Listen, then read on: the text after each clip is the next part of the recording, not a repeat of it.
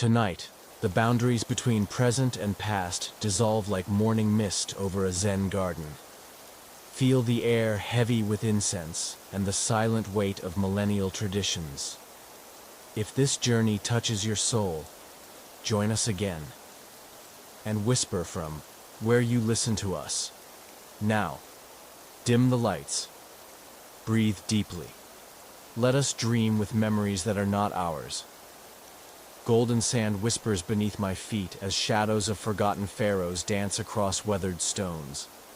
And I awaken not to the call of roosters or the chanting of priests, but to the eternal song of the desert wind carrying voices from the kingdom of Kush across centuries of silence. I am a pyramid builder in ancient Meroe, where the Nile bends like a serpent through lands that once ruled both kingdoms of Egypt, where black pharaohs commanded empires that stretched from the Mediterranean to the heart of Africa, where we raised monuments to eternity under skies that have watched civilizations rise and fall like waves upon an endless shore. My workshop rests in the shadow of the Great Pyramids of Meroe, those steep-sided monuments that pierce the desert sky like prayers, carved in stone. The morning light reveals their weathered faces, each one a testament to the skill of builders who came before me, who understood the sacred geometry that connects earth to heaven, who knew the secrets of lifting massive stones toward the realm of the gods. These pyramids are different from their northern cousins, steeper, more intimate, built not as monuments to divine kingship alone, but as gateways between the world of the living and the eternal realm, where our Kushite rulers continue their reign. The air carries the scent of the Nile, that life-giving river that has sustained our people since time immemorial, that brought the black pharaohs north to claim the throne of Egypt, that carries our trade goods to distant lands where men speak of Nubian gold and Kushite iron with reverence and desire. The river's presence is felt even here, miles from its banks, in the moisture that keeps our mortar workable, in the silt that enriches our fields, in the rhythm of flood and recession that marks the passage of years and the cycles of royal succession. Today, like every day for the past 20 years, I will work on the pyramid of Queen Amenisha-Keto, that great builder whose reign has brought prosperity to our kingdom, and whose tomb must reflect the glory of her achievements. The pyramid rises before me, its sandstone blocks fitted with precision that would make the gods themselves marvel, its chambers carved deep into the bedrock where the queen's spirit will rest until the end of time. Each stone I place, each joint I seal, each surface I smooth brings us closer to completion of a monument that will outlast empires. The tools of my trade rest in their appointed places, worn smooth by generations of hands that have shaped stone and lifted dreams toward heaven. Here lie the copper chisels that bite into sandstone with patient persistence, their edges honed to perfection through techniques passed down from master to apprentice in an unbroken chain, stretching back to the first pyramid builders of Kush. There rest the wooden levers that multiply human strength, allowing us to move blocks that would otherwise require the power of gods to shift. The Shadow stands ready in the corner, that ingenious counterbalanced crane that has revolutionized our building methods, allowing us to lift stones to heights that seemed impossible to our ancestors. This device, born from the irrigation needs of farmers, has been adapted by our engineers to serve the greater purpose of raising monuments to eternity. Its wooden arms reach skyward like the wings of a great bird, ready to carry our offerings of stone toward the realm of the divine. I approach the pyramid with the reverence due to a sacred space, for this is not merely a construction site, but a temple in the making, a bridge between the mortal world and the eternal realm where our rulers take their place among the gods. The Queen's spirit already inhabits this place, guiding our work, blessing our efforts, ensuring that every stone finds its proper position in the grand design that will house her earthly remains and facilitate her journey to the afterlife. The morning ritual begins with offerings to the gods who govern our work. Amun, the hidden one who watches over all creation. Isis, the great mother who protects the dead. Osiris, the lord of the underworld who judges the souls of kings and commoners alike. I burn incense at the small shrine that overlooks our work site, asking for steady hands, clear vision, and the wisdom to honor the ancient traditions while adapting them to serve our Kushite kings and queens. The pyramid's base stretches before me, its foundation stones laid with mathematical precision that reflects our understanding of the sacred proportions that govern all creation. These measurements are not arbitrary but follow patterns established by the gods themselves, ratios that appear in the movement of stars, the growth of plants, the structure of the human body. To build according to these proportions is to participate in the divine order that underlies all existence. The burial chamber, carved deep beneath the pyramid's heart, awaits its final preparations. Unlike the Egyptian pyramids where chambers lie within the structure itself, our Kushite tradition places the royal tomb beneath the monument, connected by a descending passage that leads the soul from the world of light into the realm of eternal darkness and rebirth. This chamber will be lined with the finest sandstone, decorated with scenes from the queen's life and images of the gods who will guide her journey through the afterlife. The morning light grows stronger as I prepare for the day's work, illuminating the pyramid's eastern face where the rising sun will forever greet the queen's spirit with the promise of daily renewal. This orientation is not accidental, but reflects our understanding of the cosmic forces that govern life and death, the eternal cycle of darkness and light that mirrors the soul's journey from mortality to immortality. Each block carries the weight of kingdoms, quarried from cliffs where eagles nest among hieroglyphs, and I feel the ancient power flowing through the sandstone as my hands guide the selection of stones that will form the queen's eternal dwelling. The quarry stretches before me like a wound in the earth's flesh, its walls bearing the scars of countless extractions, each cut a testament to the skill of workers who understood that stone is not merely material, but the very bones of the earth, imbued with the strength that has supported mountains since the world's creation. The sandstone of Nubia possesses qualities that make it ideal for our sacred work. Softer than the granite of the southern cataracts, yet harder than the limestone of the northern kingdoms, it yields to our tools while maintaining the strength needed to support the weight of eternity. The stone's warm golden color seems to hold captured sunlight, promising that even in the depths of the burial chamber, the queen's spirit will be surrounded by the radiance of Ra's eternal blessing. I move through the quarry with the measured steps of one who has learned to read stone as others read papyrus, searching for blocks that possess the perfect combination of strength, beauty, and spiritual resonance.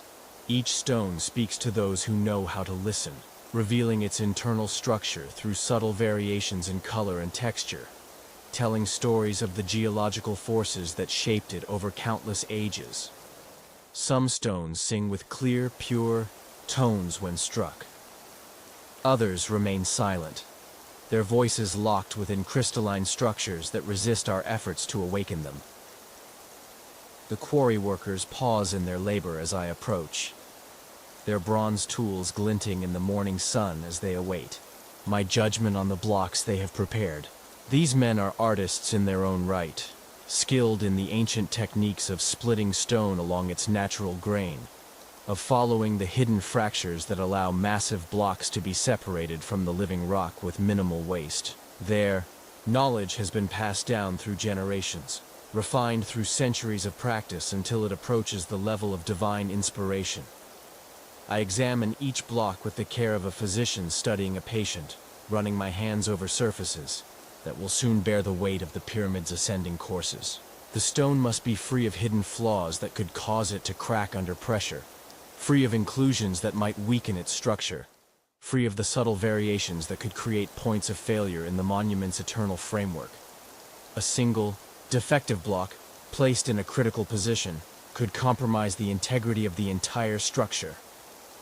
The largest blocks, destined for the pyramid's foundation courses, require special attention. These massive stones, some weighing as much as a full-grown elephant, must possess not only structural integrity, but also the spiritual strength to serve as the monument's connection to the earth itself. I test each one by striking it with a bronze rod, listening to the tone it produces, feeling for the vibrations that indicate internal soundness. The best stones ring like temple bells, their voices clear and sustained, promising centuries of faithful service.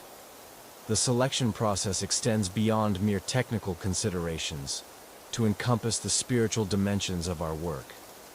Each stone must be blessed by the priests before it can be incorporated into the sacred structure, purified through rituals that remove any negative influences that might have accumulated during its long sleep in the earth. The quarry itself is consecrated ground, protected by ancient spells that ensure only stones worthy of royal tombs will emerge from its depths. The workers begin the delicate process of extracting the chosen blocks, using techniques that have been refined over generations of pyramid building. Wooden wedges, soaked in water until they swell with irresistible force, split the stone along predetermined lines. Bronze tools, harder than the copper implements of earlier eras, carve the precise channels that guide the separation. The work proceeds slowly, methodically, for haste is the enemy of precision, and precision is the foundation upon which eternity rests. As each block is freed from its matrix, it undergoes preliminary shaping to remove the rough edges left by the extraction process. The workers use bronze chisels and wooden mallets to create the smooth surfaces that will allow the blocks to fit together with the precision that characterizes Kushite masonry. This preliminary work is crucial, for stones that are properly prepared at the quarry require minimal adjustment when they reach the construction site, saving precious time and ensuring perfect joints.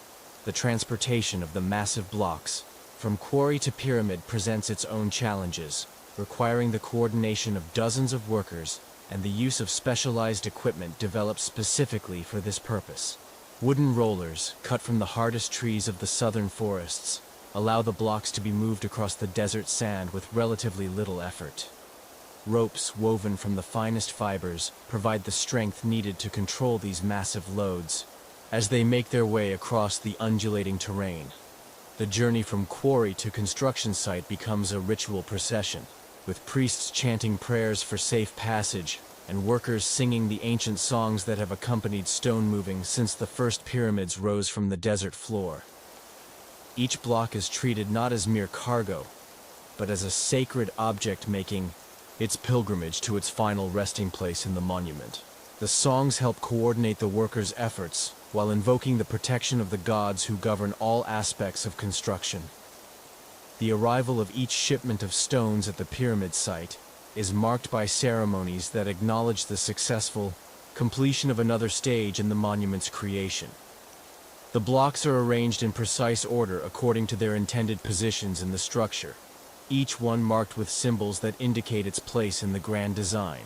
This organization is essential, for the pyramid's construction follows a carefully planned sequence that cannot be altered without compromising the entire project. The quality of our Nubian sandstone gives our pyramids their distinctive character, different from the limestone monuments of the north or the granite structures of the south. The stone's warm color creates monuments that seem to glow with inner light, especially at sunset when the western faces catch the dying rays of Ra's daily journey. This natural beauty is enhanced by the skill of our masons, who understand how to work with the stone's inherent qualities rather than against them.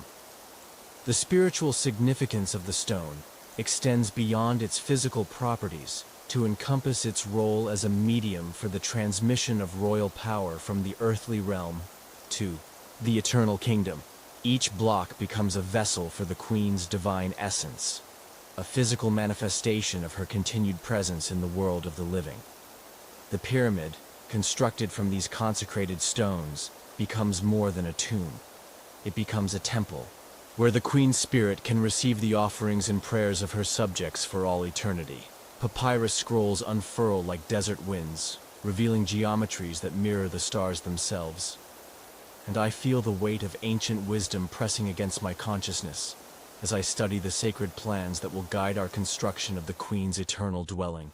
These scrolls, inscribed by the royal architects who serve as intermediaries between divine inspiration and earthly implementation, contain more than mere measurements and angles. They hold the accumulated knowledge of generations who have learned to read the language that the gods use to structure reality itself. The chief architect's chamber fills with the soft rustle of papyrus as I carefully unroll the master plan, its surface covered with hieroglyphs and geometric diagrams that would appear as meaningless marks to the uninitiated, but speak volumes to those trained in the sacred mathematics of pyramid construction.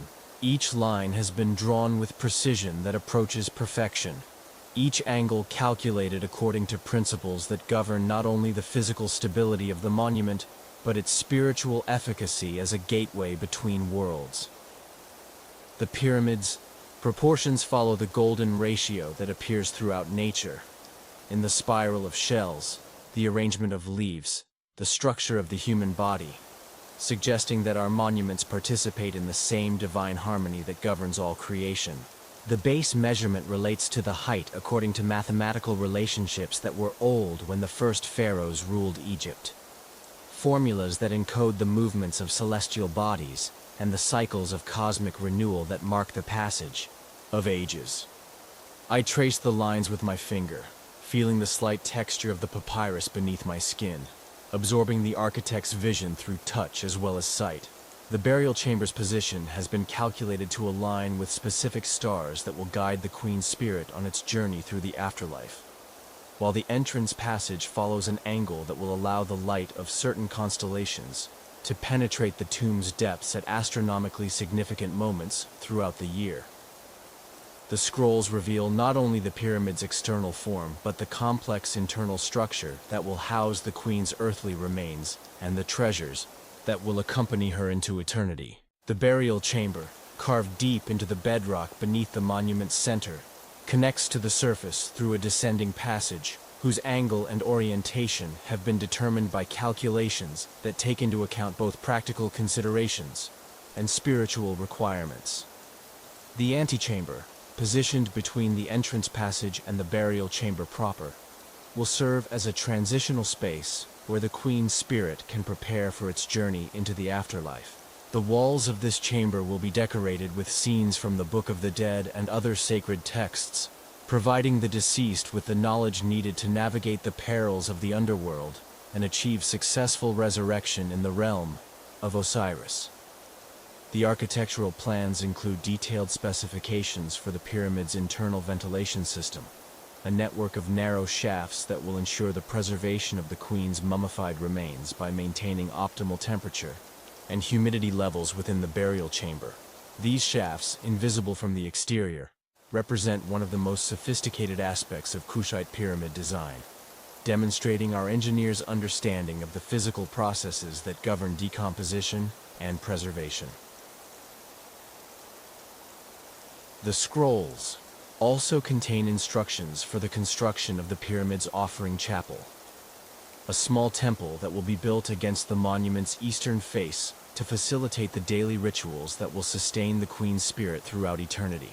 This chapel's design incorporates elements from both Egyptian and Nubian architectural traditions, reflecting the cultural synthesis that characterizes the kingdom of Kush during this golden age of prosperity and artistic achievement. The mathematical calculations that underlie the pyramid's design extend beyond simple geometry to encompass complex trigonometric relationships that ensure the monument's stability under all possible conditions. The architects have considered the effects of thermal expansion and contraction, the stresses imposed by wind and seismic activity, the gradual settling that occurs as the massive structure compresses the underlying soil and bedrock. Each course of stones must be laid according to precise specifications that maintain the pyramid's structural integrity, while preserving the mathematical relationships that give the monument its spiritual power. The scrolls include detailed drawings showing how individual blocks should be shaped and positioned, with tolerances measured in fractions of cubits that require extraordinary skill to achieve and maintain throughout the construction process. For Plans reveal the sophisticated understanding of materials science that characterizes Kushite engineering, with different types of stone specified for different parts of the structure according to their particular properties. The foundation courses will use the hardest sandstone available, capable of bearing enormous loads without deformation, while the upper courses will employ lighter stones that reduce the overall weight without compromising structural integrity. The pyramid's capstone, that final element that will crown the completed monument, receives special attention in the architectural plans. This pyramidion, carved from a single block of the finest sandstone and covered with gold leaf that will catch the sun's rays and reflect them across the desert, represents the culmination of all our efforts and the physical manifestation of the Queen's divine nature. The scrolls include detailed schedules that coordinate the various aspects of construction, ensuring that materials arrive at the proper time, that workers are deployed efficiently, that the complex sequence of operations proceeds without delays that could compromise the project's success. These schedules take into account the seasonal variations that affect different aspects of the work, from the optimal times for quarrying stone to the periods when the Nile's flood levels facilitate transportation of materials. The architectural drawings also specify the precise orientation of the pyramid relative to the cardinal directions, an alignment that must be achieved with accuracy measured in minutes of arc rather than degrees. This orientation connects the monument to the cosmic order, ensuring that the Queen's spirit will be properly positioned to receive the beneficial influences of the stars and planets that govern the afterlife. The sacred geometry encoded in these plans extends beyond the pyramid itself to encompass the entire necropolis, with each royal tomb positioned according to a master plan that creates a terrestrial reflection of the celestial realm.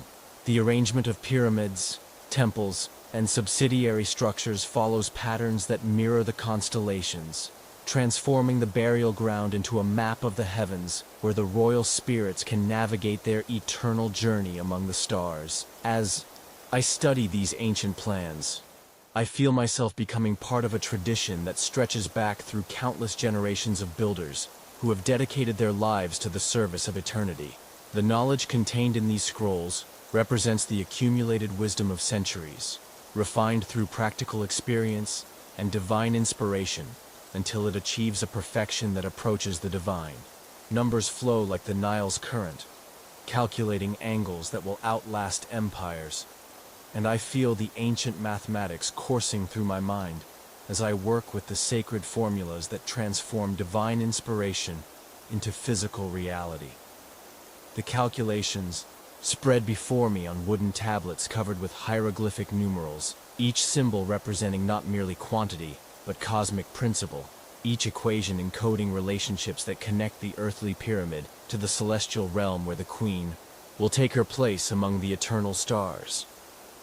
The fundamental unit of measurement is the royal cubit, that sacred length derived from the forearm of the first pharaoh, blessed by the gods and standardized through generations of careful preservation. This cubit, divided into 7 palms of 4 fingers each, provides the basic module from which all other dimensions flow in harmonious proportion. The pyramid's base will measure exactly 144 cubits on each side, a number that contains within itself the mathematical relationships that govern the cycles of time and the movements of celestial bodies. The height of the pyramid follows from the base measurement through the application of the sacred ratio that the Greeks will one day call phi, though we have known it since the time of the first pyramid builders.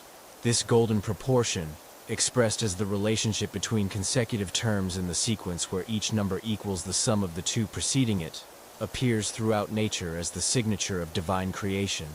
When applied to our monument, it ensures that the structure will resonate with the fundamental harmonies that underlie all existence.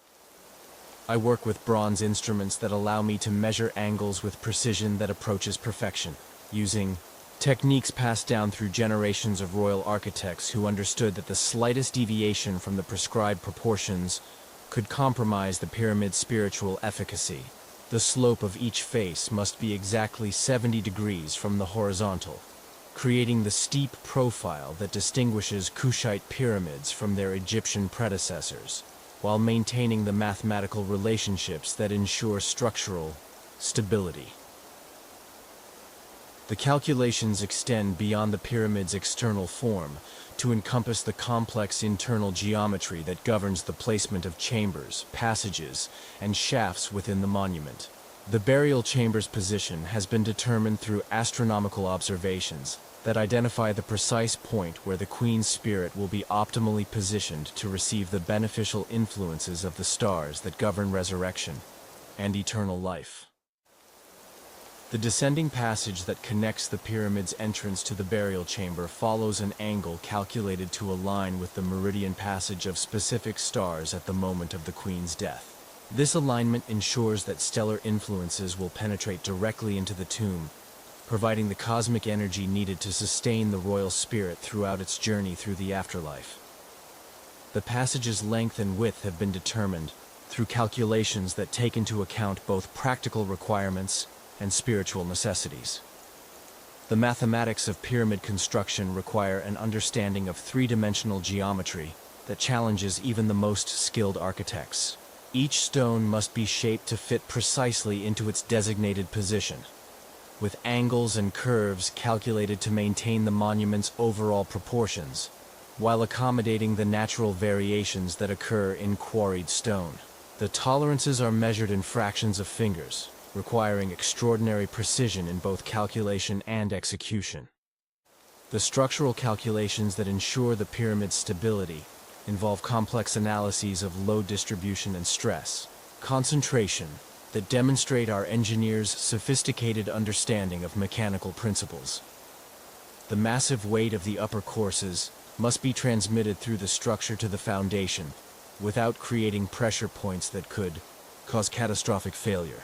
This requires careful attention to the shape and positioning of each stone, with load-bearing elements designed to distribute forces evenly throughout the monument. The pyramid's internal ventilation system presents its own mathematical challenges, requiring calculations that determine the optimal diameter and routing of air shafts to maintain proper atmospheric conditions within the burial chamber. These shafts must be positioned to avoid weakening the structure while providing adequate air circulation to preserve the Queen's mummified remains. The calculations involve fluid dynamics principles that our engineers have developed through centuries of practical experience. The mathematical relationships that govern the pyramid's proportions extend to the smallest details of construction, from the spacing of individual stones to the curvature of the capstone that will crown the completed monument. Each element must conform to the overall geometric scheme while serving its specific structural or spiritual function. This requires constant calculation and recalculation as the work progresses, with adjustments made to accommodate the inevitable variations that occur in any large construction project. The astronomical calculations that determine the pyramid's orientation require observations of stellar positions with accuracy that pushes the limits of our observational capabilities. The monument must be aligned to within minutes of arc of true north, an achievement that requires careful measurement of star positions over extended periods and complex calculations to account for the effects of atmospheric refraction and stellar motion. The mathematical principles that guide our work are not merely practical tools, but sacred knowledge that connects us to the divine order that governs all creation. The numbers we use in our calculations are not arbitrary, but reflect fundamental relationships that appear throughout the cosmos, from the orbits of planets to the structure of atoms.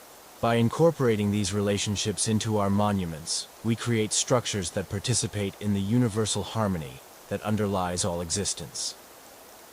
The calculations required for the pyramid's construction involve not only geometry and astronomy, but also logistics and resource management on a scale that challenges our organizational capabilities. We must calculate the number of stones needed for each course, the amount of mortar required for the joints, the number of workers needed for each phase of construction, and the time required to complete each stage of the project. These calculations must account for seasonal variations in productivity, the availability of materials, and the complex interdependencies that characterize large construction projects. The mathematical legacy of our pyramid building extends far beyond the monuments themselves to influence the development of mathematical knowledge throughout the ancient world. The techniques we develop for calculating angles, areas, and volumes will be transmitted to future generations of scholars and builders, contributing to the advancement of human understanding of the mathematical principles that govern the physical world. As I work with these sacred numbers, I feel myself becoming part of a tradition that stretches back to the beginning of time, when the gods first established the mathematical relationships that would govern the creation of the universe. The calculations I perform today will ensure that the Queen's Pyramid stands as a testament to the eternal nature of divine order, a monument that will endure long after the kingdoms of men have crumbled into dust. Ropes strain against destiny as granite blocks rise toward gods who remember our names, and I feel the ancient power flowing through hemp fibers as thick as a man's arm, each strand twisted with the strength of generations who understood that lifting stone toward heaven requires not just physical force but spiritual alignment with the cosmic forces that govern all movement between earth and sky. The soothe stands ready, its wooden arms reaching upward like the wings of a great bird preparing to carry our offerings of stone into the realm where mortal effort meets divine assistance. The morning air fills with the rhythmic chanting of workers as they coordinate their efforts around the massive block that must rise to join its brothers in the pyramid's growing courses. This is no ordinary stone but a cornerstone whose placement will determine the alignment of an entire section of the monument, a piece so critical that its positioning has been calculated by the royal astronomers to coincide with the rising of specific stars that will bless the Queen's eternal rest. The ropes themselves are works of art, woven by craftsmen who understand that the fibers must be aligned not just for maximum strength, but for spiritual harmony with the forces they will channel. Each strand has been blessed by priests who invoke the protection of the gods who govern lifting and movement, who ensure that human effort will be supplemented by divine assistance when the task exceeds the normal limits of mortal capability. Position myself at the soothé's fulcrum, feeling the weight of responsibility that comes with directing the lift that will raise this massive stone to its destined position 20 cubits above the desert floor. The counterweight, a carefully calculated mass of stone and bronze, hangs ready to multiply our human strength through the mechanical advantage that our engineers have learned to harness in service of the eternal. The workers take their positions around the stone, their hands finding the rope loops that have been positioned according to calculations that distribute the load evenly among all participants. These men are not mere laborers, but skilled craftsmen who understand the subtle techniques that allow massive weights to be moved with precision and safety. Their knowledge has been passed down through generations of pyramid builders, refined through practical experience until it approaches the level of sacred art. The first pull tests the rope's integrity and the workers' coordination, lifting the stone just enough to ensure that all systems are functioning properly before committing to the full lift. The hemp fibers stretch slightly under the load, their natural elasticity providing a cushion that prevents sudden shocks from damaging either the rope or the stone. This initial movement is accompanied by prayers to the gods who govern all aspects of construction, asking for their blessing on the work about to begin. The soothé's wooden arms creak as they take the strain, the sound like the voice of an ancient tree speaking the language of stress and strength that only experienced builders can interpret. The timber has been selected from the hardest woods available, seasoned for years until it achieves the perfect balance of strength and flexibility needed to handle the enormous forces involved in lifting pyramid stones. Each joint has been reinforced with bronze fittings that distribute stress and prevent the catastrophic failures that could kill workers and damage the monument. As the stone begins its ascent, I feel the profound satisfaction that comes from witnessing human ingenuity triumph over the limitations that nature seems to impose on mortal effort. The block rises slowly but steadily, its massive weight seemingly defying gravity as it climbs toward its appointed position in the pyramid's eternal structure. This is the moment when calculation becomes reality, when theoretical knowledge proves its worth through practical application. The workers maintain their rhythm through songs that have accompanied stone lifting since the first pyramids rose from the desert floor. Melodies that coordinate their efforts while invoking the protection of the gods who watch over all who labor in service of eternity. These songs are not mere entertainment, but functional elements of the lifting process, their rhythm ensuring that all participants apply their strength at precisely the right moments to maintain smooth, controlled movement. The stone's journey upward requires constant adjustment of the rope angles and worker positions as the geometry of the lift changes with altitude. This dynamic process demands not only physical strength, but intellectual understanding of the mechanical principles involved, the ability to anticipate problems before they occur, and make corrections that maintain the lift's stability and safety. The shaduf's counterweight swings in a graceful arc as the stone rises, its movement governed by the same mathematical relationships that determine planetary orbits and the cycles of stellar motion. This mechanical dance reflects the cosmic harmony that underlies all creation, transforming the mundane task of moving stone into a ritual that participates in the divine order that governs the universe. As the block approaches its final position, the precision required increases exponentially, for the stone must be placed with accuracy measured in fractions of cubits to maintain the pyramid's structural integrity and geometric perfection. The workers' movements become more deliberate, their coordination more critical, as they guide the massive weight into the exact position specified by the architectural plans. The final placement requires the use of bronze levers and wooden wedges that allow fine adjustments to be made even after the stone has been lowered into position. These tools, seemingly simple in design, represent sophisticated understanding of mechanical advantage and stress distribution, knowledge that has been developed through centuries of practical experience in moving and positioning massive weights. The moment when the stone settles into its final position is marked by a collective sigh of relief and satisfaction from all participants, a recognition that another step has been completed in the long journey toward the pyramid's completion. The block now becomes part of the eternal structure, its individual identity subsumed into the greater whole that will house the Queen's spirit throughout the endless ages of her afterlife. The successful completion of each lift strengthens the workers' confidence and coordination, building the team cohesion that will be essential for the increasingly challenging lifts that await as the pyramid grows taller and the mechanical difficulties multiply. Each stone raised represents not just physical achievement, but spiritual progress toward the completion of a monument that will serve as a bridge between the mortal world and the realm of the gods. The ropes are carefully inspected after each lift, their fibers examined for signs of wear or damage that could compromise future operations. This maintenance is not merely practical but ritualistic, a recognition that the tools we use in service of eternity must themselves be maintained in a state of perfection that reflects the sacred nature of our work. In darkness, my chisel speaks to stone, creating spaces where souls will rest until time ends. And I feel the ancient dialogue between bronze and sandstone as each strike of my tool carves away another fragment of eternity, revealing the sacred chambers that will house the Queen's earthly remains and the treasures that will accompany her spirit on its journey through the afterlife. The burial chamber takes shape beneath my hands like a prayer made manifest in stone, each surface smoothed to perfection, each angle calculated to harmonize with the cosmic forces that govern resurrection and eternal life.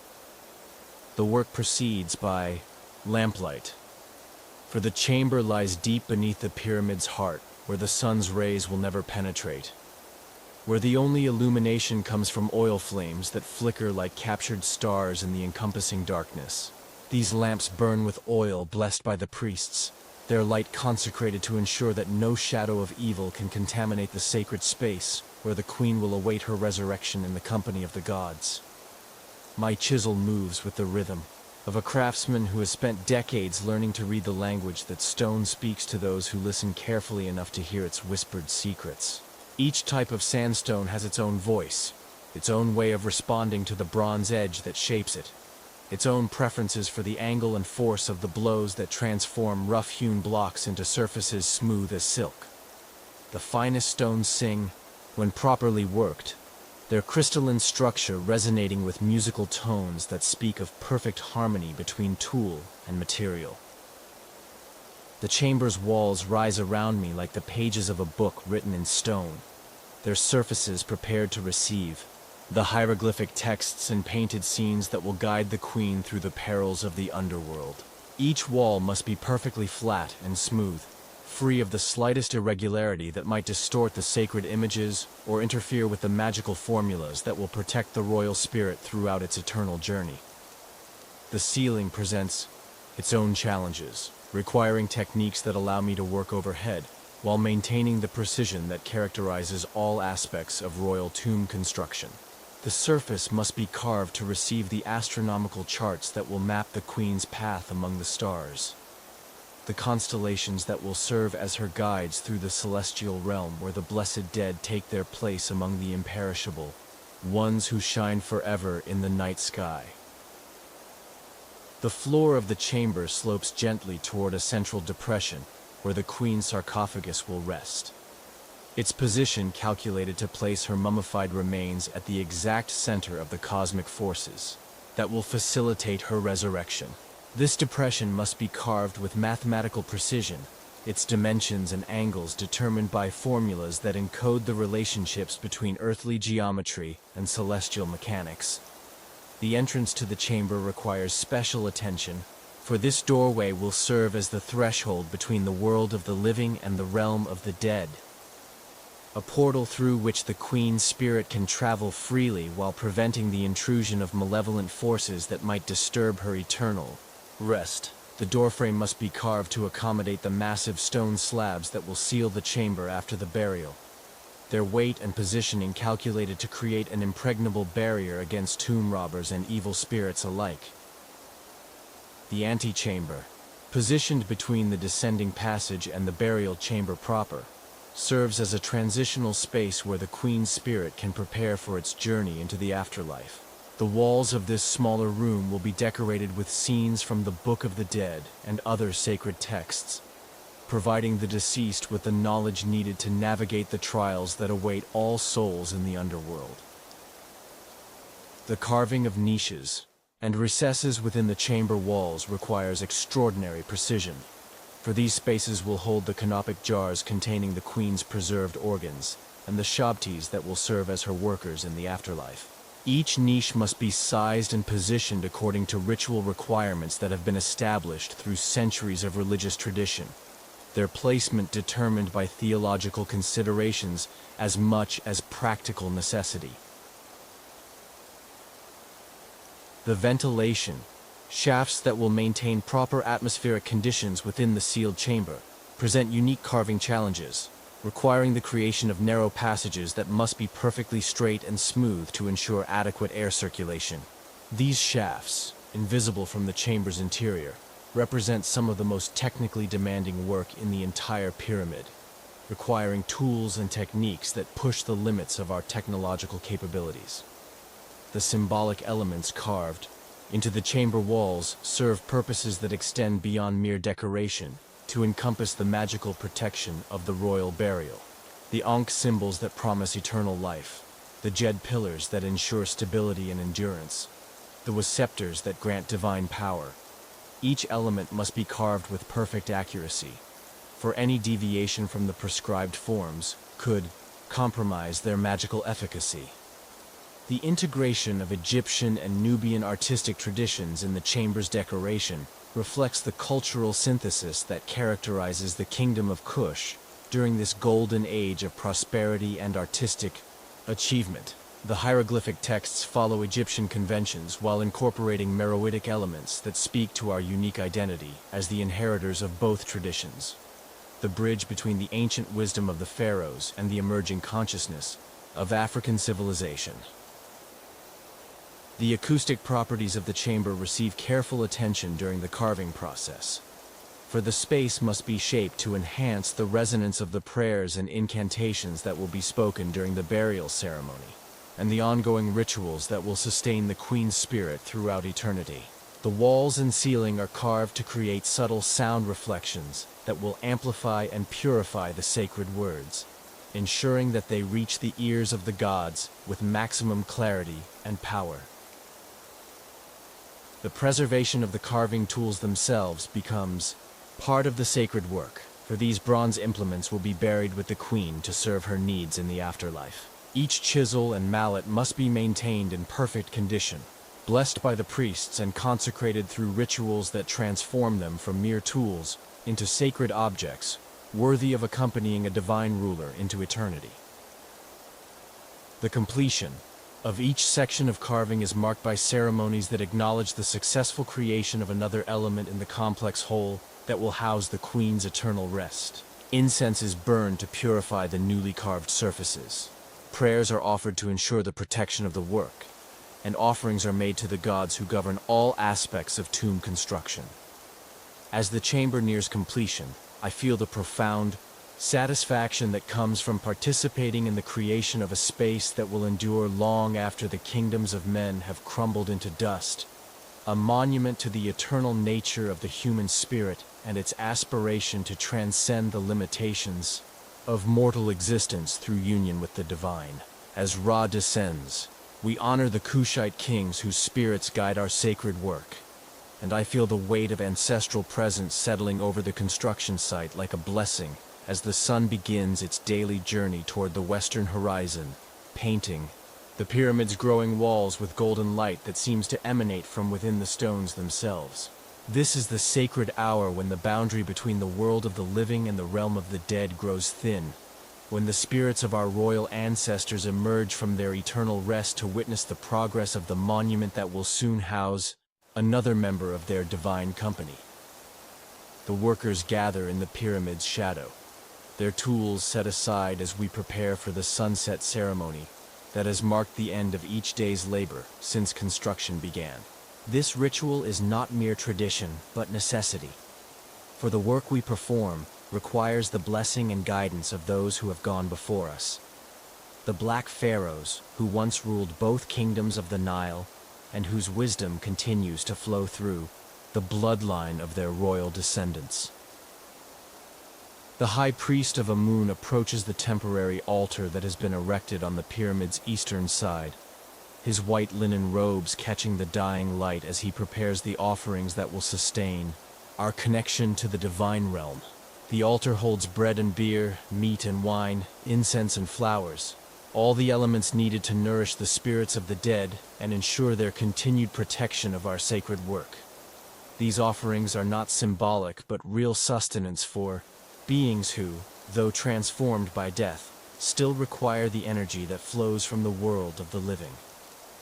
I join the circle of master craftsmen who stand closest to the altar, feeling the profound responsibility that comes with serving as guardians of the ancient traditions that connect our present work to the eternal purposes of the gods. We are not merely builders, but priests in our own right, consecrated through years of training and initiation into the mysteries that govern the construction of monuments designed to facilitate the soul's journey from mortality to immortality. The Yas priest begins the invocation with words that have been spoken at pyramid sites for over 1,000 years, calling upon the spirits of Paye and Shabaka, Taharka, and Tanwetamani, the great rulers who established the tradition of Kushite pyramid building and whose monuments still stand as testaments to the enduring power of royal divinity. Each name carries weight beyond mere historical reference, invoking the presence of beings who have achieved the ultimate transformation from earthly kingship to cosmic authority. The incense rises in spirals that seem to carry our prayers directly to the realm where the royal ancestors maintain their eternal court, where they continue to rule over the spiritual dimensions of the kingdom they once governed in life. The sweet smoke mingles with the desert air, creating an atmosphere that facilitates communication between the worlds, allowing the living to receive guidance from those who have successfully completed the journey we all must eventually undertake. As the ceremony progresses, I become aware of the subtle signs that indicate the ancestors' presence among us. The sudden stillness of the evening breeze, the way the lamplight seems to flicker in patterns that suggest intelligence behind the movement, the sense of being observed by eyes that see beyond the limitations of mortal vision. These manifestations are not imagination, but real phenomena that occur when the proper rituals create the conditions necessary for contact between the living and the dead. The priest pours libations of wine and beer onto the sand at the pyramid's base, the liquid disappearing into the earth that will forever support the monument's massive weight. This offering acknowledges the connection between the pyramid and the land itself, recognizing that the structure draws its stability not just from engineering principles, but from the spiritual forces that flow through the sacred soil of Nubia, the blessed earth that has nurtured our people since the beginning of time. The workers join their voices in the ancient hymns that praise the achievements of the royal ancestors, while asking for their continued guidance in the completion of the current project. These songs are not mere entertainment, but functional elements of the ceremony, their melodies and rhythms designed to create the vibrational frequencies that facilitate communication with the spirit world. The harmonies rise and fall like the breathing of the earth itself, creating a sonic environment that opens channels between the realms. The ceremony reaches its climax as the sun touches the western horizon, the moment when Ra begins his nightly journey through the underworld, where he will battle the forces of chaos and emerge victorious at dawn to begin another day of blessing the world with his life-giving light.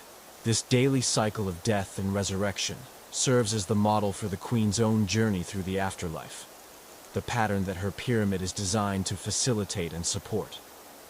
The priest raises the sacred sistrum, its bronze discs chiming, with the sound that the gods themselves use to maintain the cosmic harmony that underlies all existence.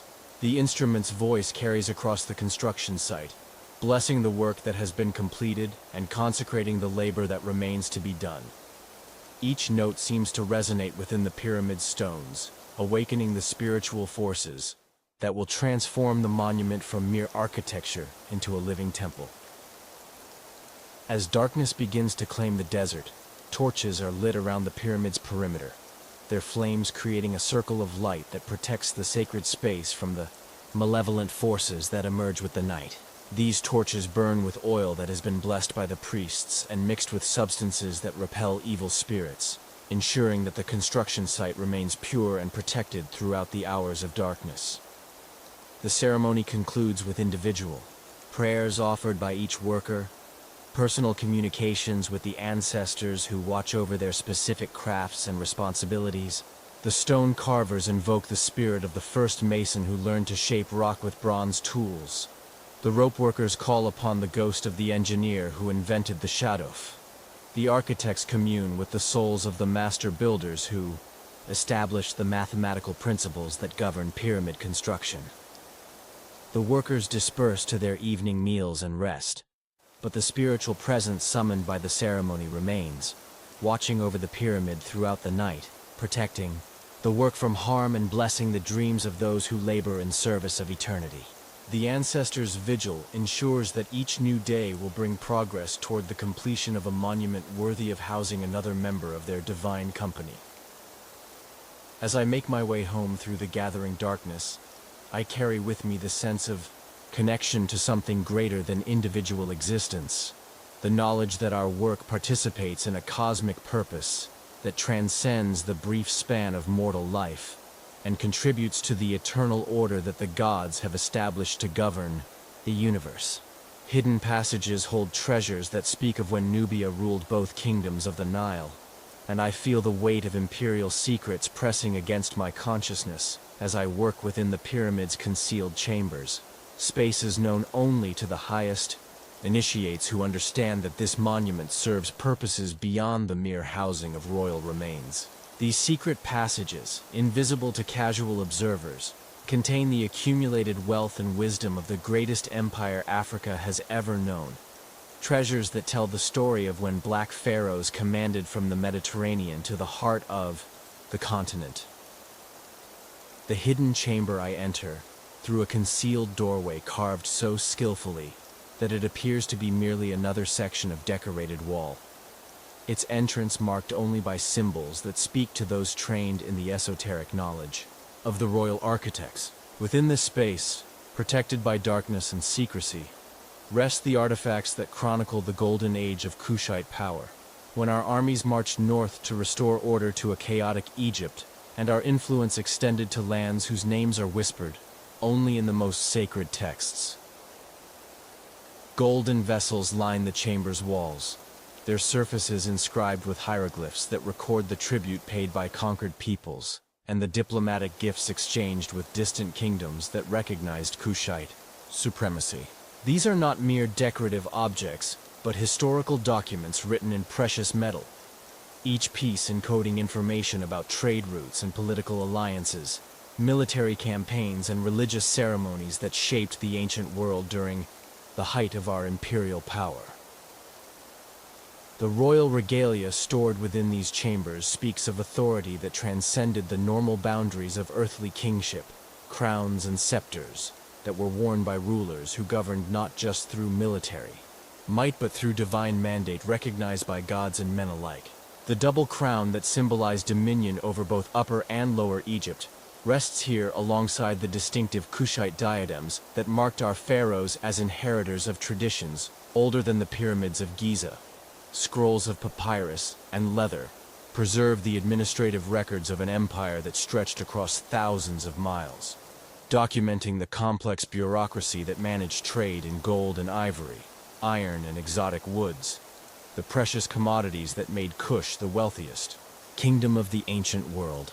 These documents reveal the sophisticated understanding of economics and logistics that allowed our ancestors to maintain control over territories separated by vast distances and diverse cultures.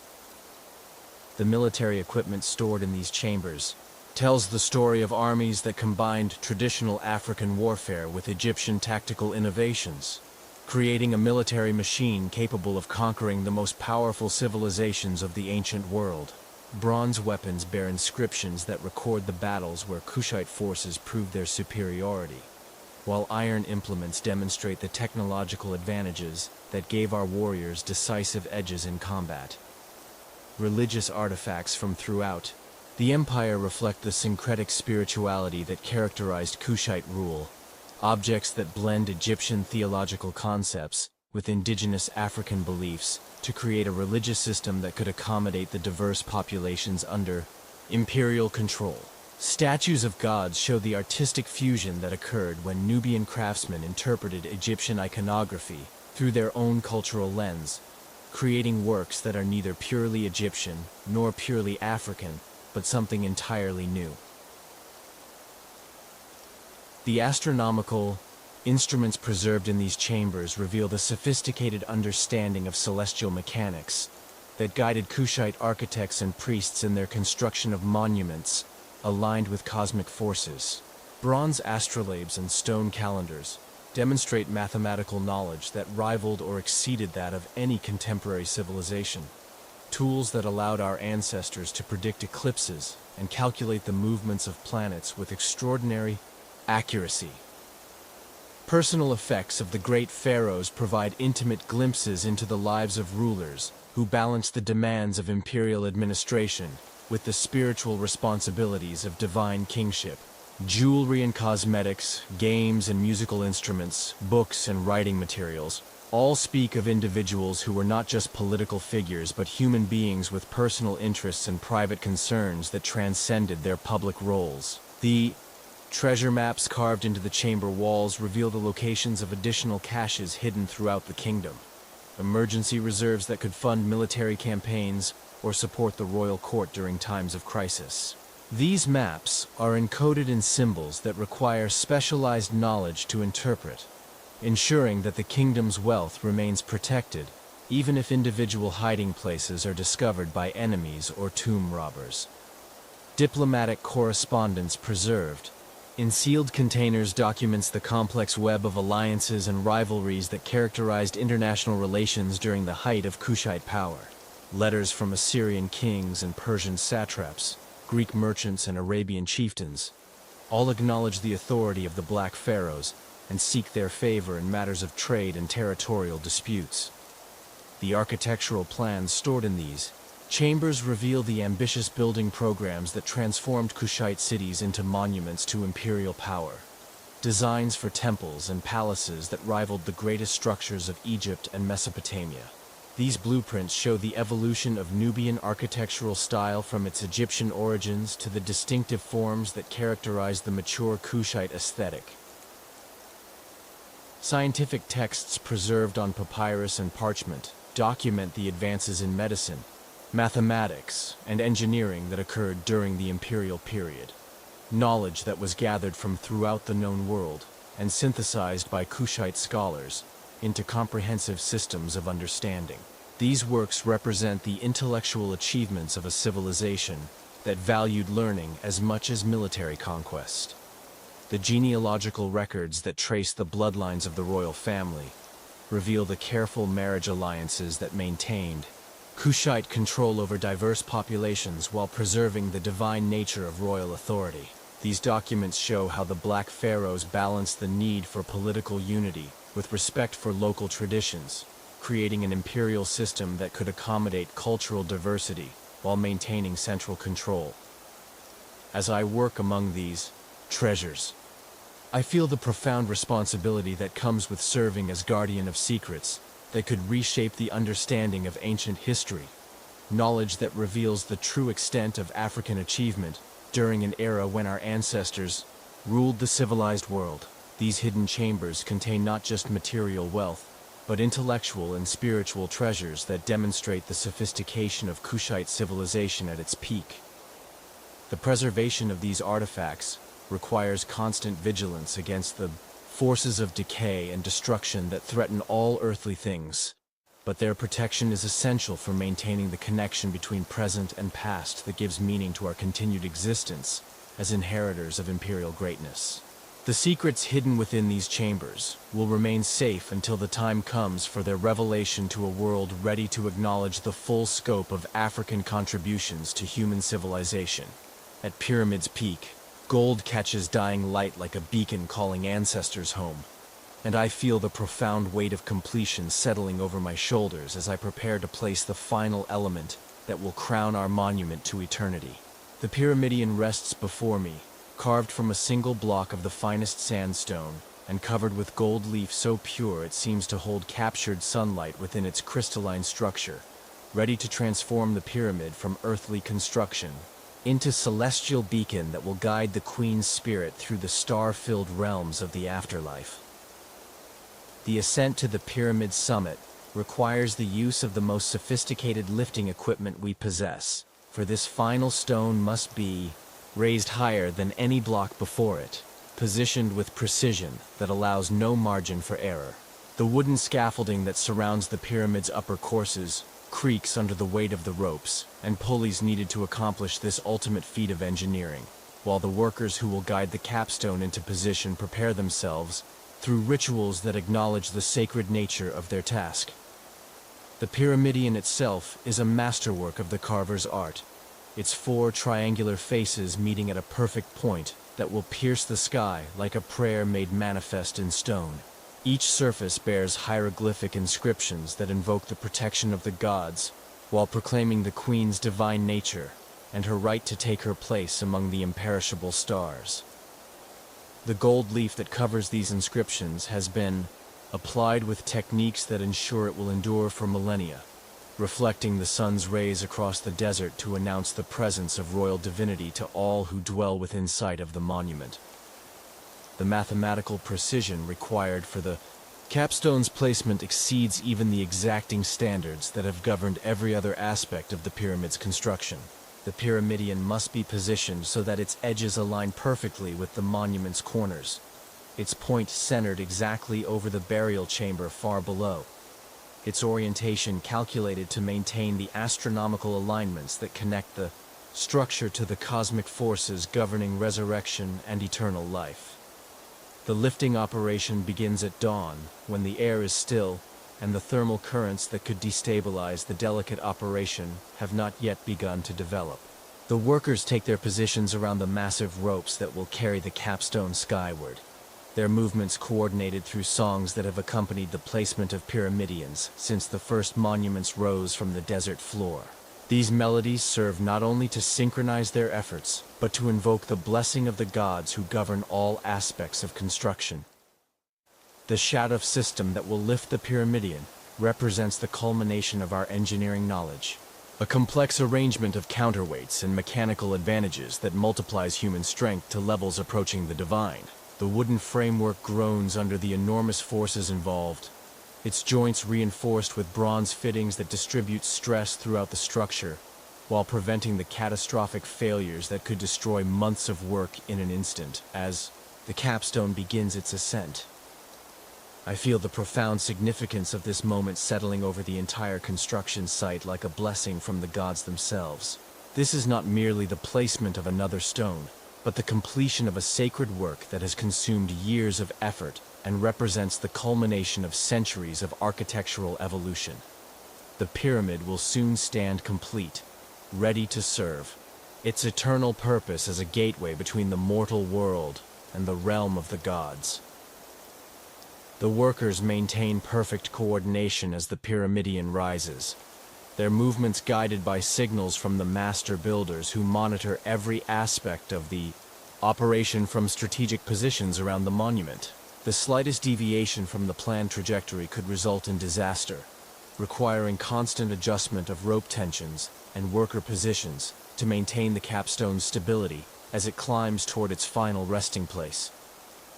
The gold leaf covering. The pyramidion catches the morning light and throws it back in brilliant flashes that can be seen for miles across the desert, announcing to all who witness it that another royal monument nears completion. This reflected light serves not only as a practical signal, but as a spiritual beacon that calls the attention of the gods to the sacred work being performed in their honor, ensuring their blessing on the final stages of construction. The precision required for the capstone's final positioning challenges the limits of human capability, requiring adjustments measured in fractions of fingers to achieve the perfect alignment that will maintain the pyramid's geometric integrity. Bronze levers and wooden wedges allow minute corrections to be made even after the pyramidion has been lowered into position, tools that transform the crude force of lifting into the delicate precision of final placement. The moment when the capstone settles into its final position is marked by a profound silence that seems to encompass the entire construction site, as if the desert itself holds its breath in recognition of the sacred work that has just been completed. The pyramid now stands complete, its form perfect, its purpose fulfilled, ready to serve as the Queen's eternal dwelling and the focal point for the rituals that will sustain her spirit throughout the endless ages of her afterlife. The successful placement of the pyramidion triggers celebrations that acknowledge not only the completion of the physical structure, but the achievement of a spiritual goal that transcends mere construction. Incense is burned to purify the completed monument. Prayers are offered to ensure the protection of the royal burial, and offerings are made to the gods who have blessed the work with their guidance and support. The gold-covered capstone transforms the pyramid from a monument of stone into a beacon of divine light, its reflective surface creating a connection between earth and heaven that will endure as long as the sun continues its daily journey across the sky.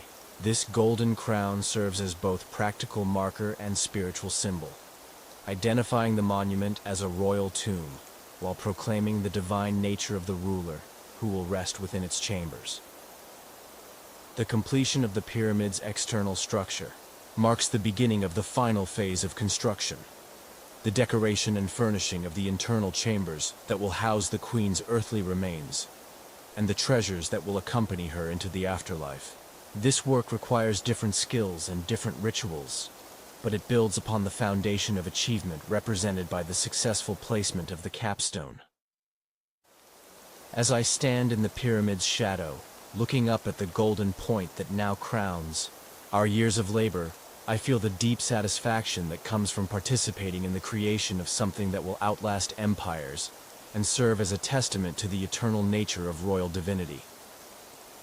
The monument stands complete, ready to fulfill its sacred purpose as a bridge between the world of the living and the realm of the gods. Priests chant in languages older than memory, while incense carries prayers to distant stars.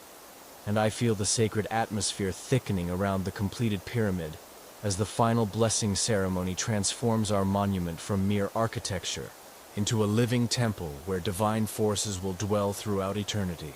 The air shimmers with the smoke of frankincense and myrrh, precious resins that have traveled from the distant lands of Punt, to sanctify this moment when human craftsmanship yields to divine purpose, when stone and gold become vessels for the sacred power that will protect and sustain the Queen's eternal rest. The High Priest of Amun approaches the pyramid's entrance, his leopard skin cloak marking him as one who has been initiated into the deepest mysteries of the gods. His movements, deliberate and reverent as he prepares to perform the rituals that will awaken the monument's spiritual essence. Behind him walk the lesser priests, each carrying the sacred implements needed for the consecration ceremony. Golden censers that will burn the blessed incense, silver vessels containing holy water from the sacred pools of the temple, bronze sistrum that will create the musical vibrations necessary to open channels between the earthly and divine realms.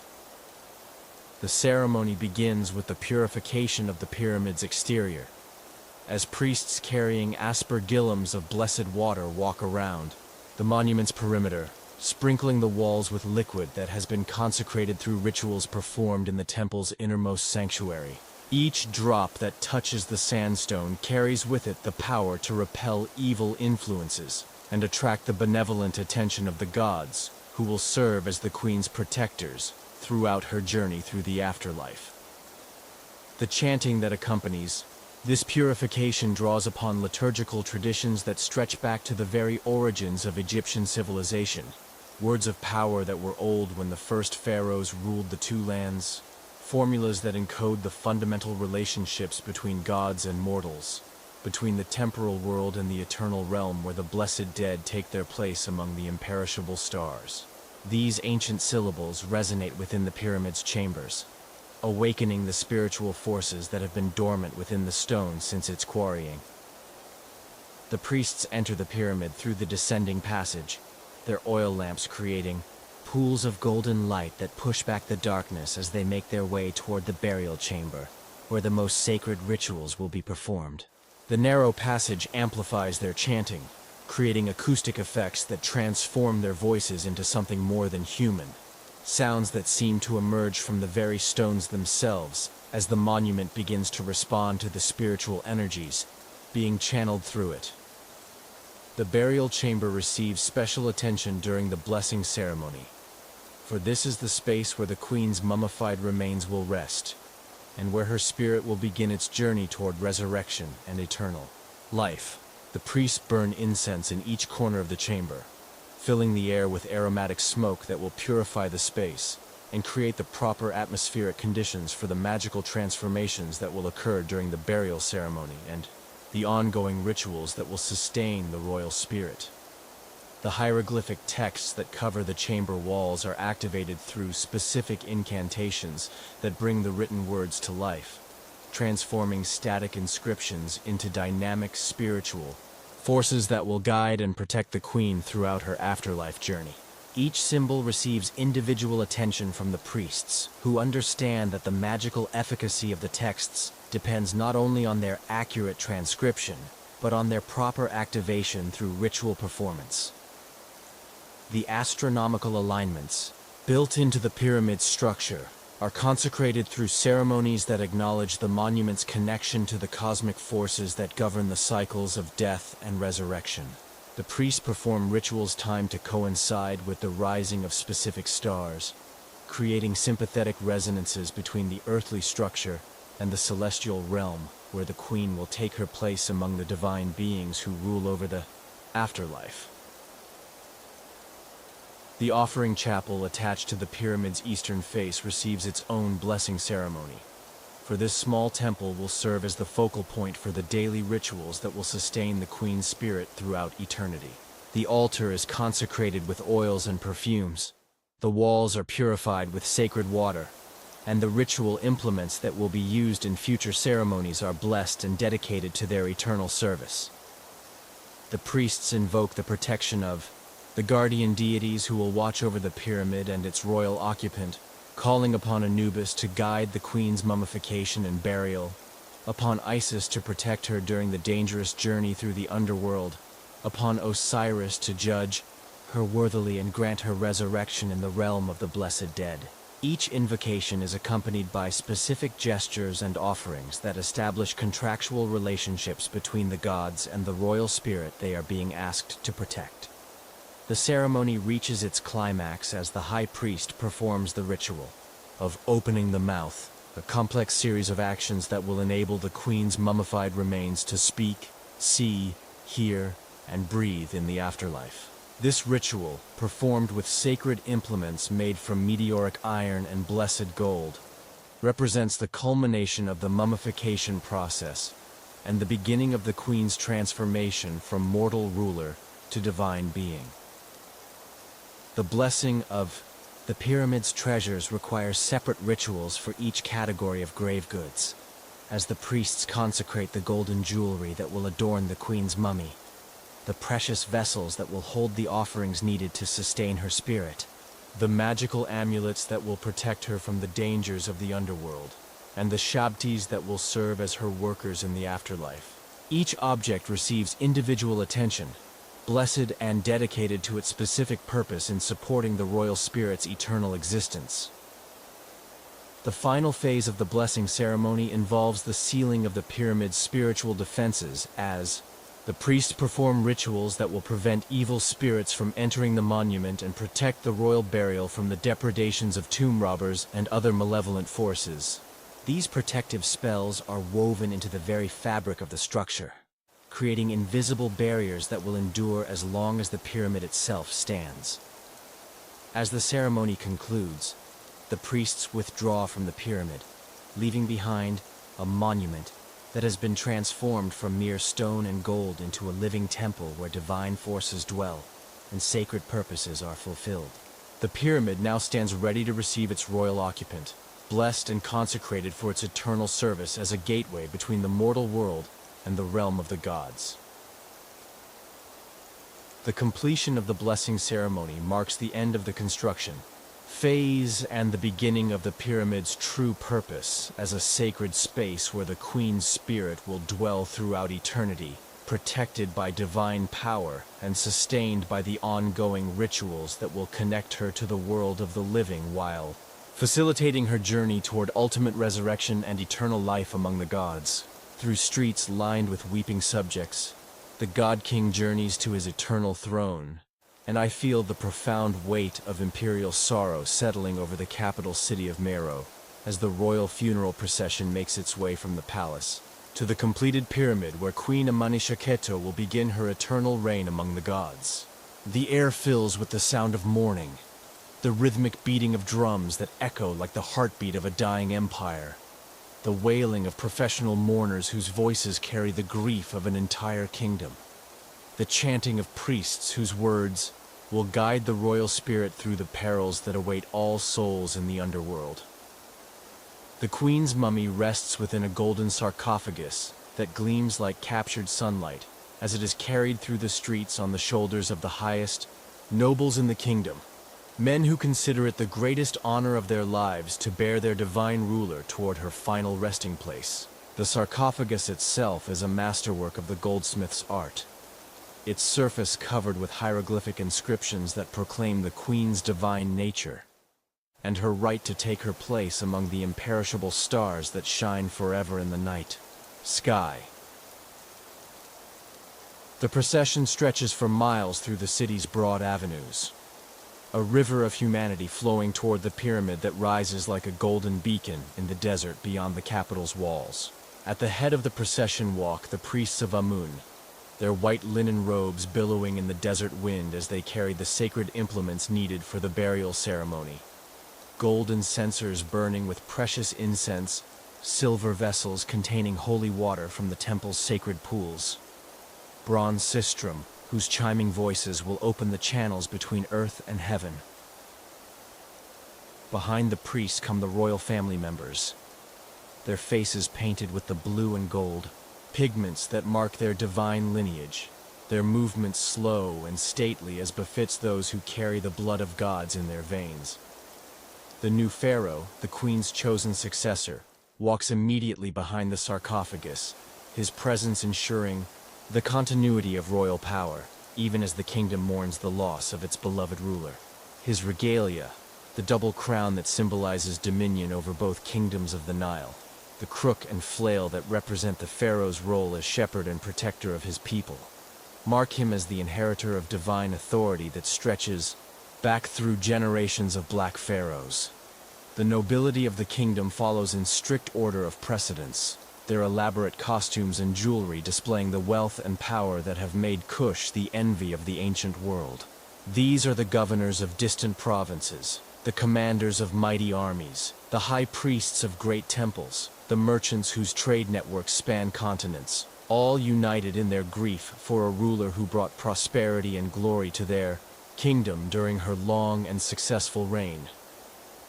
The common people line the streets in their thousands, their faces streaked with tears as they bid farewell to the queen who has been both ruler and mother to her subjects. Many throw flowers and precious objects into the path of the procession, offerings that will be gathered up and included among the grave goods that will accompany the royal spirit into the afterlife. The spontaneous outpouring of grief demonstrates the genuine love that the people felt for their queen, a ruler who governed with wisdom and compassion while maintaining the divine authority that is the birthright of pharaohs. The professional mourners who accompany the procession perform the ritual lamentations that have marked royal funerals since the beginning of dynastic history, their voices trained to produce the specific tones and rhythms that facilitate the soul's journey from the world of the living to the realm of the dead. These women, dressed in the traditional blue garments of mourning, beat their breasts and tear their hair in displays of grief that serve both emotional and magical purposes, creating the atmospheric conditions necessary for the successful completion of the funeral rites. The musicians who march with the procession play the ancient melodies that have accompanied royal burials for over 1,000 years. Their instruments, harps and flutes, drums and sistrum, creating the complex harmonies that will guide the queen's spirit through the dangerous passages of the underworld. These musical compositions are not mere entertainment, but functional elements of the burial ceremony, their specific frequencies and rhythms designed to resonate with the spiritual forces that govern death and resurrection. The treasures that will accompany the queen into the afterlife are displayed on golden litters carried by specially chosen bearers, their surfaces gleaming in the afternoon sun as they make their way toward the pyramid. These objects, jewelry and vessels, weapons and tools, books and games, represent not only material wealth but the spiritual provisions that will enable the royal spirit to maintain her divine status throughout eternity. Each item has been blessed by the priests and consecrated for its specific purpose in supporting the queen's afterlife existence.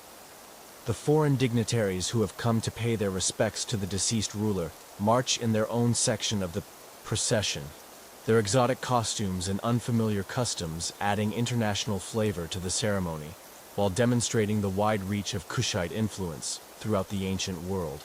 These ambassadors and merchants, priests and scholars, represent kingdoms and cities from across Africa and the Mediterranean, all acknowledging the authority and achievements of the black pharaohs who ruled from Nubia. As the procession approaches, the pyramid, the monument seems to glow with inner light, its gold-covered capstone catching the rays of the setting sun and reflecting them across the desert in brilliant flashes that can be seen for miles. This celestial beacon serves as a fitting welcome for the royal spirit that will soon take up residence within the pyramid's sacred chambers, a sign that the gods themselves approve of the monument that has been prepared for their divine daughter. The pyramid's entrance is flanked by rows of soldiers in full ceremonial armor, their bronze weapons and leather shields gleaming as they stand at attention to honor their fallen queen. These warriors represent the military might that made Kushite conquest of Egypt possible, the disciplined forces that maintained order throughout the vast empire that stretched from the Mediterranean to the heart of Africa. Their presence at the funeral ceremony acknowledges the queen's role as a war leader who expanded the kingdom's borders and defended its interests against all enemies. The final approach to the pyramid is marked by the increasing intensity of the ritual activities, as priests burn larger quantities of incense and the mourners' lamentations reach crescendos that seem to shake the very foundations of the earth. The air becomes thick with smoke and sound, creating an otherworldly atmosphere that facilitates the transition from the mundane concerns of earthly existence to the sacred purposes of eternal life among the gods. As night claims the valley, we builders fade into sand, leaving monuments to touch tomorrow's dawn, and I feel the profound transformation settling over my spirit as the royal burial ceremony concludes, and the pyramid seals shut with the finality of eternity itself. The last stone slides into place across the entrance passage, its weight supported by hidden mechanisms that will ensure the Queen's eternal rest remains undisturbed by the passage of centuries, while we who built this monument to immortality prepare to return to the world of the living, forever changed by our participation in the sacred work of bridging earth and heaven. The torches that illuminated the burial ceremony begin to gutter and die, their flames consumed by the desert wind that carries the smoke of our offerings toward the star-filled sky, where the Queen's spirit now takes its place among the imperishable ones who shine forever in the celestial realm. The darkness that claims the valley is not empty, but pregnant with the presence of divine forces awakened by our work. Spirits that will guard this sacred space throughout the endless ages that stretch ahead, like an infinite river flowing toward the dawn of eternity. The workers who labored for years to complete this monument disperse into the night, like shadows returning to the realm of dreams, their tools cleaned and stored, their knowledge preserved in the memories of apprentices who will carry forward the traditions that have guided pyramid builders since the first monuments rose from the desert floor. Each man carries with him the satisfaction of work well done, the knowledge that he has participated in something greater than individual existence, something that will endure long after the kingdoms of men have crumbled into dust. He walks slowly through the construction site that has been my world for so many years, feeling the weight of completion settling over the space like a blessing from the gods themselves. The wooden scaffolding that once surrounded the pyramid's growing walls has been dismantled and removed. The ramps that carried stones to impossible heights have been leveled and smoothed. The workshops where craftsmen shaped blocks and mixed mortar have been cleared of their tools and equipment. Only the pyramid remains, standing alone in the desert like a prayer made manifest in stone. The silence that now fills the valley speaks of purposes fulfilled and destinies achieved, of human effort transformed into eternal monument through the blessing of divine forces that govern all aspects of creation. This is not the silence of emptiness, but the profound quiet that follows the completion of sacred work. The peace that comes when mortal hands have successfully served immortal purposes and earthly materials have been transformed into vessels for divine power. The stars that shine overhead seem brighter tonight, as if the completion of another royal pyramid has added new light to the celestial realm, where the blessed dead take their places among the gods. These same stars guided our work throughout the years of construction, their movements marking the passage of seasons and the progression of astronomical alignments that determined the pyramid's orientation and the timing of crucial ceremonies. Now they welcome another divine spirit into their eternal company.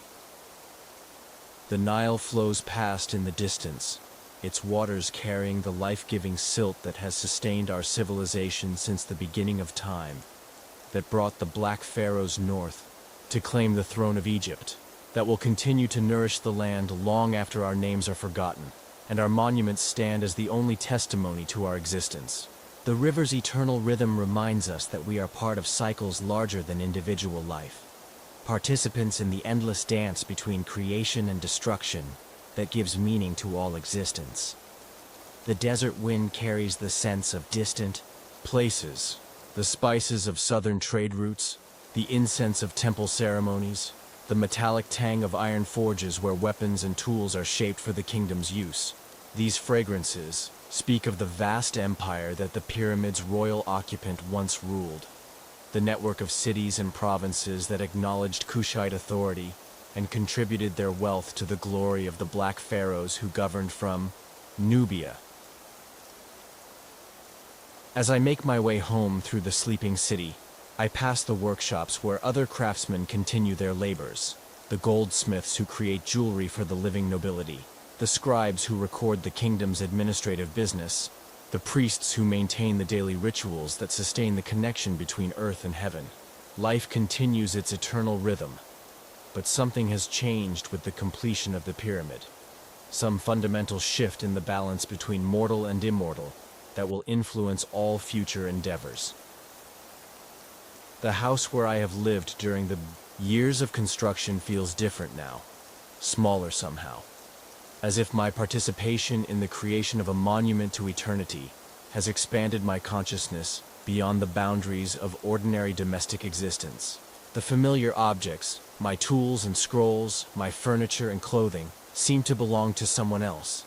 Relics of a life that ended when the pyramid's capstone was set in place and my role in the sacred work was completed. The dreams that come with sleep are filled with visions of the pyramid standing through countless ages, weathering the storms of time while protecting the royal spirit that dwells within its chambers. I see future generations discovering the monument and marveling at the skill of its builders, scholars studying its proportions and trying to decode the mathematical principles that governed its construction, pilgrims coming to pay homage to the divine queen whose power transcends the boundaries of death.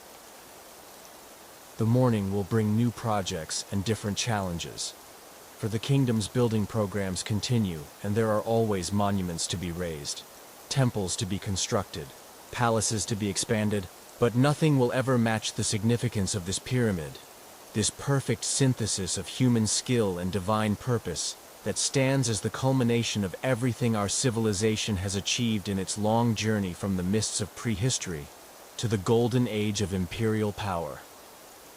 The pyramid's completion marks not just the end of a construction project, but the fulfillment of a cosmic purpose that connects our earthly labors to the eternal order that governs the universe.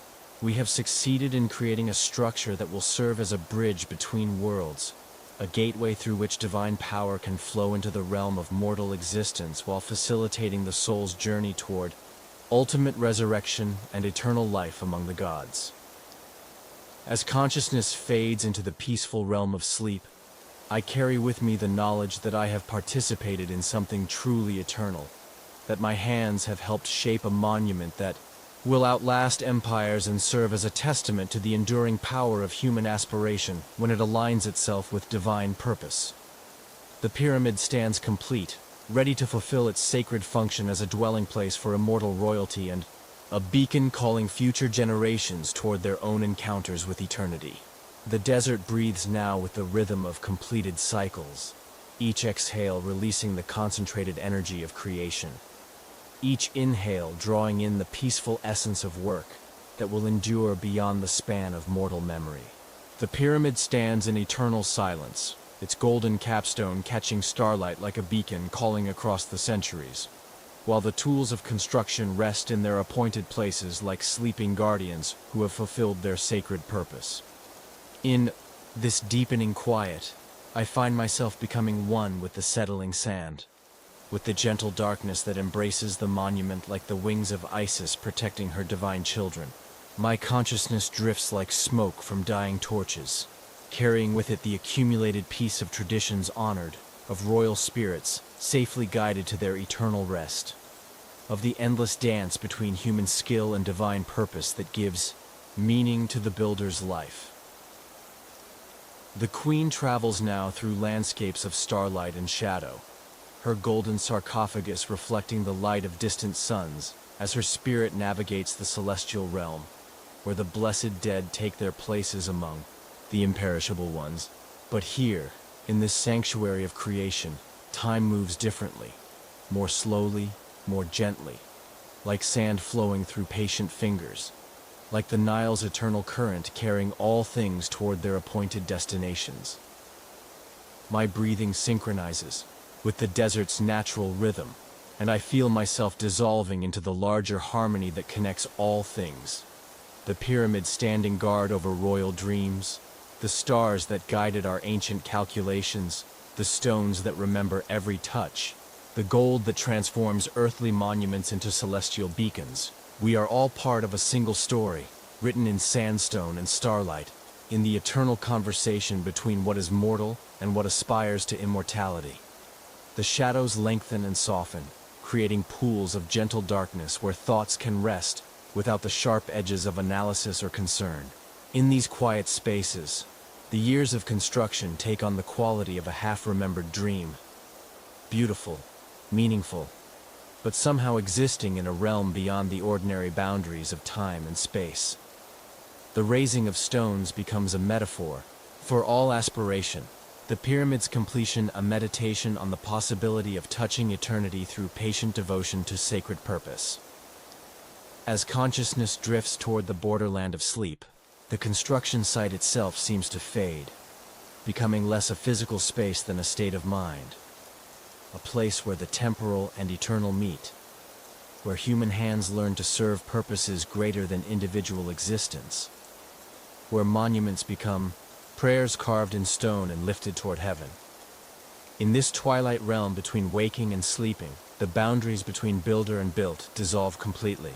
I am the pyramid rising toward stars that remember the names of forgotten pharaohs, the gold leaf catching dawn's first light across endless tomorrows, the burial chamber where royal spirits rest in peace that surpasses understanding.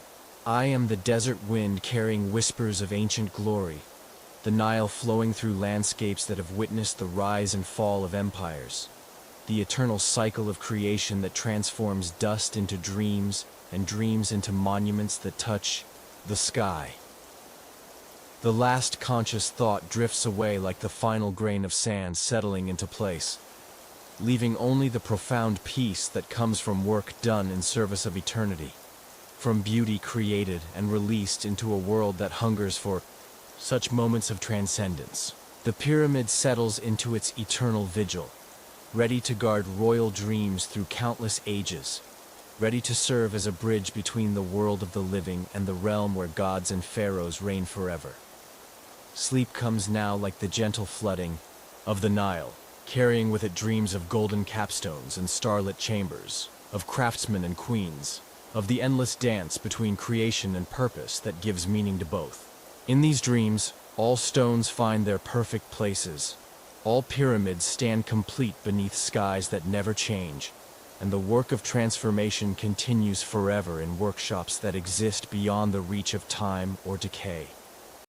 The infinite sand of history receives our footprints gently, preserving them not as marks of passage but as evidence of presence, proof that in this moment, in this place, human hands touch stone with reverence, and found within it something approaching the divine. Rest now in this knowledge, traveler, and let the echoes of our shared journey carry you toward whatever dreams await in the peaceful country beyond consciousness, where perfect pyramids exist in forms too beautiful for waking eyes to behold, where the work of building bridges between earth and heaven continues in realms where morning never ends.